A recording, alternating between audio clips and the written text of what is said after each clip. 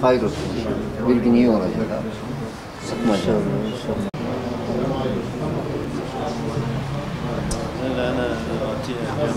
Özgür Kudüs, Özgür Filistin.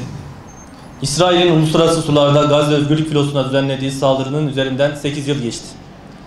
10 insani yardım gönüllüsünün hayatını kaybettiği, onlarcasının yaralandığı, alıkonulduğu, işkence gördüğü, gasp edildiği Mavi Marmara saldırısının 8. yıl dönümündeyiz. 70 yıldır hakları, toprakları, vatanları, canları, malları gasp edilen Filistinliler, İsrail zulmü altında çok zor şartlarda yaşamalarını devam ettirmekte çalışıyorlar. Yapılan anlaşmalara rağmen Filistin'e, Gazze'ye uygulanan abluka ve ambargo her geçen gün ağırlaşmaktadır. Filistin mücadelesi her geçen gün Siyonist İsrail saldırılarıyla karşı karşıya kalıyor. Bölgede havadan ve karadan uygulanan ambargo bugünlerde artık denizden de dikenli tellerle uygulanmaya başlandı. Tüm dünya İsrail katliamlarına gözünü yummuş durumda. Uluslararası hukuku çiğneyerek insanlık onurunu ayaklar altına alan İsrail'e karşı verilen mücadelemiz Kudüs özgür oluncaya kadar devam edecektir.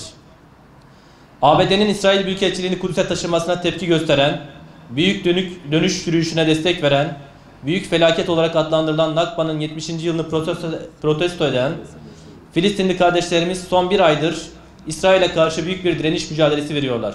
Olayların başlangıcından bugüne kadar İsrail askerlerinin kurşunlarıyla ve müdahalesiyle son bir ayda 100'e aşkın kişi şehit oldu, 10.000 üzerinde de kişi yaralandı. İlk kıblemizin bulunduğu Kudüs ve Filistin, 1948 yılından beri hukuksuz olarak kurulan Siyonist İsrail işgali altındadır. Siyonist İsrail Devleti ve ABD, Kudüs'ü hukuksuz bir şekilde tüm uluslararası anlaşmalara aykırı olarak başkent yapmak istemektedir. Kim hangi kararı alırsa alsın, Kudüs İslam'ındır ve Kudüs bizimdir. Kudüs sahipsiz değildir. Kudüs, Mekke ve Medine'den sonra bütün Müslümanların kutsal bildiği Mescid-i Aksa'ya ev sahipliği yapmaktadır. Şimdi ilk kıblemize Peygamber Efendimiz sallallahu aleyhi ve sellemin miraca yükseldiği o mübarek beldeye sahip çıkma zamanıdır. Bizler buradan Kudüs'ü asla yalnız bırakmayacağımızı herkese haykırıyoruz.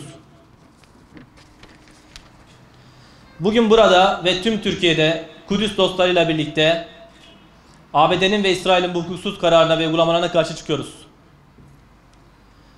Tüm Filistin ve Kudüs sevdalıları olarak bu davayı savunmaya devam edeceğiz. Türkiye'yi, uluslararası mekanizmaları ve herkesi harekete geçmeye ve İsrail'in attığı hukuksuz adımları ve işgali durdurmaya çağırıyoruz. Son olarak herkese sesleniyoruz. Tüm dünyadaki Müslümanlar tepkisini açıkça göstermelidir. Bütün İslam ülkeleri ve Türkiye, İsrail ile olan bütün anlaşmalarını iptal etmeli ve bütün ilişkilerini kesmelidir. İsrail, hukuksuz işgal hareketi ve katlettiği insanlar için uluslararası ceza mahkemelerinde yargılanmalı ve cezalandırılmalıdır. Bundan 8 yıl önce yola çıkan Mavi Marmara, İslam dünyasına ve ezilen tüm halklara umut olmuştur. İnsanlığın ortak vicdanı haline gelmiş olan bu umudu canlı tutmak hepimizin görevidir. Bu vesileyle Kudüs ve Filistin özgür oluncaya kadar mücadelemizi tüm gücümüzle sürdüreceğiz.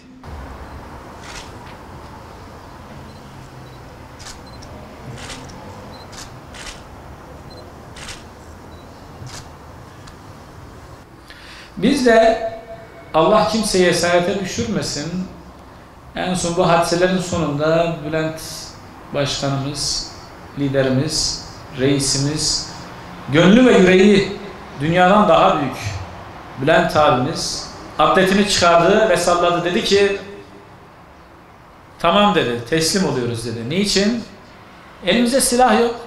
Silahlarını alıyoruz. Emir verilmişti bize. Silah atsanız dahi atın, denize atın ki öyle 3-5 tane silahı da aldık, denize attık mücadele sırasında.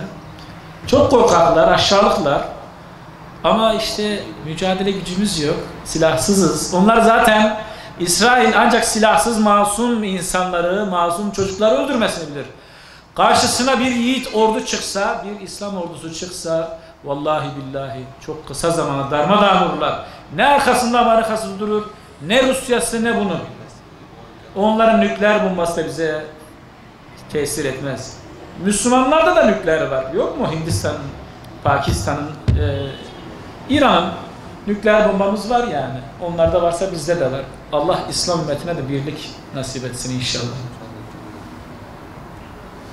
Esaret halindeyken ellerimizi sıkıca bağladılar. Ya öyle ki bağladılar ki kardeşlerden bazılarının eli kopacak gibiydi.